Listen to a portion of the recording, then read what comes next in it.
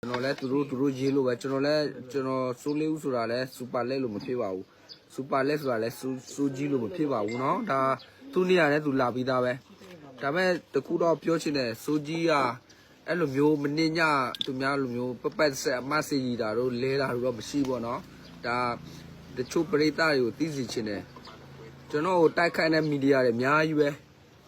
ဒါပေမဲ့ကျွန်တော်ဘာမှလုပ်စရာမလိုပါဘူးဘာလို့လဲဆိုတော့ကျွန်တော်ရှေ့မှာကျွန်တော်ရဲ့ဖန်တွေကပြောပေးမှာပဲကျွန်တော်တော့ဟိုပြောကြရတော့မလို့ပေါ့နော်ဒီကြတဲ့ကြတော့ကျွန်တော်တခါတော့တတိရတယ်ကျွန်တော်တို့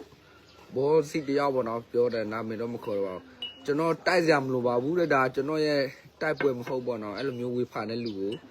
ဟိုကျွန်တော်လူပဲတိုက်လိုက်မယ်တဲ့ဟုတ်တိတ်မှန်တာပေါ့ကျွန်တော်တော့လုံးစရာမလိုဘူးကျွန်တော်တော့